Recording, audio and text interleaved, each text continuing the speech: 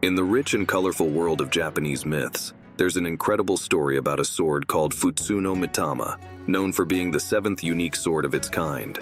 This wasn't just any sword. It belonged to Emperor Jimmu, the very first emperor of Japan, who started the long line of rulers in this ancient land.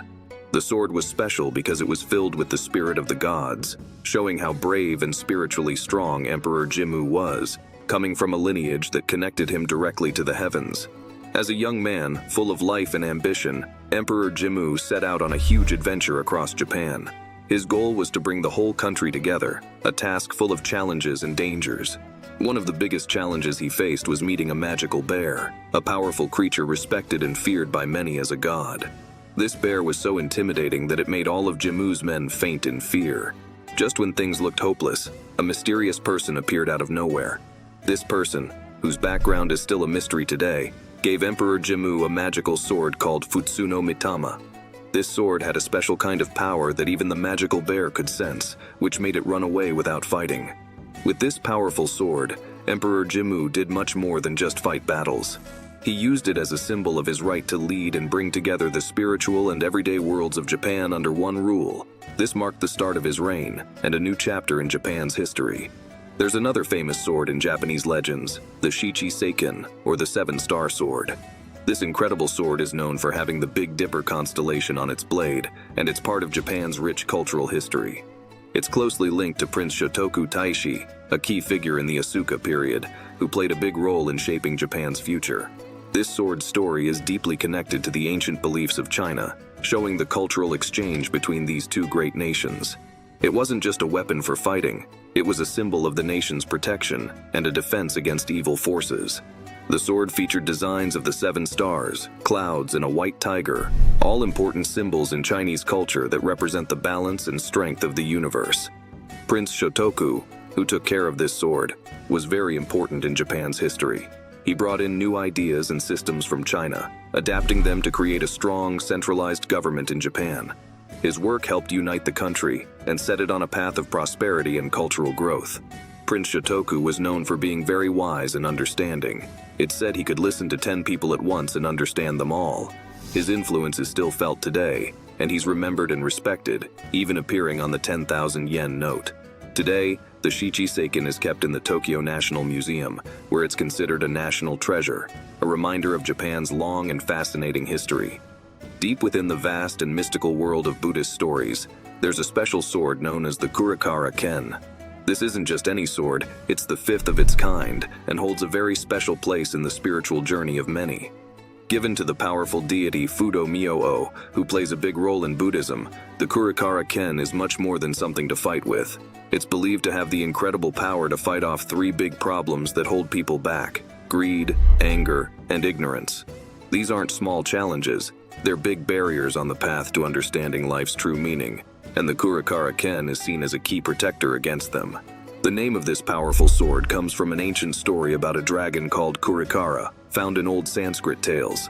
This dragon isn't just any creature, it's seen as part of Fudo Myoo himself. The picture of this dragon wrapped around the sword is a strong reminder of how our worldly wants are tied to our quest for spiritual freedom.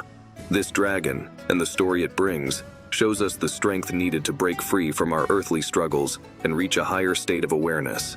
Fudo Myoo, the deity who carries the Kurakara Ken, is extraordinary. He's considered the most important Buddha, a figure of immense spiritual power. His appearance is intense and fierce, different from the peaceful images of other Buddhas. But this fierce look doesn't mean he's mean. It actually shows his deep care for all living things. His scary face and the flames that often surround him in pictures are symbols not of harm, but of his promise to help people break free from their own problems. With the Kurakara Ken, Fudo Myoo aims to help those who feel lost, using the sword not to cause harm, but to save. In his hands, the sword lights the way for those caught in the confusion of the physical world, helping them see the path to true understanding. His strong actions are seen as acts of kindness, meant to wake up the spirit from its sleep filled with material desires. The story of the Kurakara Ken goes beyond simple tales. It represents the ongoing battle within ourselves between our basic instincts and our higher spiritual goals. According to Buddhist teachings, this sword challenges us to face and defeat the darker parts of ourselves. Fudo Myoo, with this sword by his side, acts as a guide and protector on this difficult journey, offering both his fierce protection and gentle care. On the other hand, there's another mysterious and highly valued sword in Japanese legends, known as the Shichishi-2. This sword, with its unique look featuring 3 blades sticking out from each side, captures the imagination not only of those who study history, but also of people who love stories, movies, and cartoons. Though it looks like it would be powerful in battle, it's thought that its main purpose was for ceremonies, a symbol of leadership and spiritual power, rather than a weapon for fighting. The Shichishi-2 is incredibly important for understanding Japan's early history. Its blade has inscriptions that have puzzled experts for a long time, hiding clues about the past. While not all of its secrets have been unlocked, it's believed that the sword was a gift from Korea in the year 369, a sign of friendship between nations at a time when such gifts meant a lot. This sword also helps fill in gaps in what we know about Japan's history, especially during a time known as the blank century, when not much was recorded. This makes the Shichishi-2 not just an old relic, but a crucial piece in the puzzle of Japan's story. In the rich tapestry of Japanese myth, there's a story about a magical spear called a Meino Nuboko. This isn't just any spear. It's believed to have shaped the islands of Japan, turning the endless sea into solid land. The story starts with 2 important gods, Izanagi and Izanami, who were given the task of creating the world. Standing on a bridge between heaven and earth, they used a Meino Nuboko to stir the waters below. As they did, drops from the spear fell into the ocean and turned into land, starting with Onogoro Island. This moment marked the beginning of Japan's story, a land brought into being by divine action. Even though a Meino Nuboko is a mythical weapon, not something you can see or touch, its story and what it represents remain important to Japan. Artists over the years have depicted this moment of creation, showing the spear reaching down from the heavens, symbolizing the connection between the gods and the earth, between the chaos of creation and the order that followed. These artworks are more than just beautiful. They remind people of Japan's divine origins and the powerful forces of creation according to their beliefs. Another legendary sword from these myths is the Totsuka no Tsurugi, which has its own epic story. Susanoo, another god from these myths and the son of Izanami, was sent away from heaven because of his wild nature. He ended up in Izumo, now known as Shimane Prefecture. There, he met a family in deep sorrow because a terrible serpent named Yamata no Orochi, with 8 heads and tails, took one of their daughters every year. Touched by their story, Susanoo promised to save them and asked for the remaining daughter's hand in marriage as a sign of new beginnings. Susanoo set a trap using strong sake to lure and intoxicate Yamata no Orochi. When the serpent fell asleep, Susanoo used the Totsuka no Tsurugi to fight and eventually defeat it. During the battle, the sword hit something incredibly hard in the serpent's tail, and from this encounter, a new sacred weapon was born, the Kusanagi no Tsurugi, a sword destined to be one of Japan's most important treasures. The story of the Totsuka no Tsurugi is not just about a battle. It's about overcoming darkness and disorder with divine help, and about the courage and sacrifice needed to bring change. It's a tale that has been told and retold, celebrating the intervention of the gods in the world of humans and the fight against chaos to bring about order and peace. Now, the Totsuka no Tsurugi is honored at the Atsuta Shrine, a place deeply connected to these ancient stories and the spiritual heritage of Japan. In the rich world of Japanese myths, there's a special story about the Meino Nuboko, a magical spear that came from the gods. This wasn't just any old spear, it was the tool used to create Japan itself, showing just how mighty the gods were and what they could do for the world of humans. The story of how this spear made Japan is a key part of Japanese myths, telling us about a time when the world was just a big mess. And then, thanks to this spear, everything changed for the better. The heroes of this tale are Izanagi and Izanami, 2 gods who played a huge role in making the world. They were among the last gods to show up, and they got a really important job from the other gods. They were told to make the earth into something beautiful, a job that meant they had to deal with a lot of chaos and turn it into something ordered and good. Holding the Meino Nuboko, which was filled with heavenly power, Izanagi and Izanami went to work. They stood on a bridge between heaven and earth, looking down at all the chaos below. Ready to start their big project, they used the spear to stir up the waters of the world.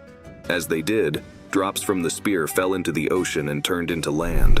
The first piece of land they made was Onogoro Island, which was just the start of what would become all the islands of Japan. Making Onogoro Island was a big deal, but there was a lot more to do. The land they created was wild and needed a lot of work to become the beautiful place we know today. Using the Ameno Nuboko, Izanagi and Izanami kept on working, making more islands and filling them with life. This process, called kuni-umi or land creation, was how they laid down the groundwork for everything that would come after. There's an extraordinary story about a sword called the Totsuka no Tsurugi, known for its incredible power and role in bringing justice. This sword wasn't just a tool for battle, it was a mighty symbol carried by Susanoo, a powerful god known for his wild nature. Susanoo, born to Izanami, who is often credited with creating the islands of Japan, found himself in trouble because of his wild behavior in the realm of the gods. As a result, he was sent away from the heavens to live among humans on Earth. His journey led him to Izumo, what we now know as Shimane Prefecture, a place where his life would take a dramatic turn. When he arrived, Susanoo came across an elderly couple and their daughter who were consumed by sadness. They told him about a terrifying serpent named Yamata no Orochi, which had 8 heads and tails and caused great suffering. Every year, this horrifying creature took one of their daughters as a sacrifice. Moved by their story, Susanoo made a promise to defeat this serpent. In exchange, he asked to marry their remaining daughter, tying his fate to theirs in a profound way. As the serpent's return loomed, Susanoo set up a clever plan using strong sake to make the serpent defenseless. When Yamata no Orochi showed up, attracted by the sake, it drank and fell into a deep sleep. This was Susanoo's chance. He took up the Totsuka no Tsurugi and fought the serpent in a legendary battle, cutting off its heads and tails. During the fight, his sword hit something very hard in the serpent's tail, chipping the sword but also revealing a new, incredibly powerful sword, the Kusanagi no Tsurugi, a weapon that seemed destined for great things. The Kusanagi no Tsurugi, also known as the grass-cutting sword, is more than just a weapon from old stories. It's a symbol of the spirit and history of Japan, held in high regard and considered one of the country's greatest treasures. From its dramatic discovery during Susanoo's battle to its time with Yamato Takeru, another legendary hero, the sword's story is filled with moments of divine help, bravery, and the ongoing fight for what's right. Yamato Takeru, known for his courage, faced many challenges sent by his father, the emperor. His mission was to deal with the rebellious groups and powerful spirits causing trouble across the land. His journey was dangerous, but it was also a path to greater understanding and showed how much the gods favored him. The story of how the Kusanagi no Tsurugi got its name is especially interesting. Yamato Takeru found himself trapped by enemies who had set the tall grass around him on fire. In a moment of great danger, he discovered the true power of the sword. With a quick swing, he cut the grass, changing the direction of the flames and saving himself. This miraculous moment is why the sword is called the grass-cutting sword, a name that captures its incredible ability to change the course of events. Today, the Kusanagi no Tsurugi is more than just a legendary sword. It's one of the 3 sacred treasures that show the rightful rule of the Emperor of Japan. Kept at the Atsuta Shrine, it's a sacred symbol of the deep connection between Japan's imperial family and the mythical beginnings of the nation.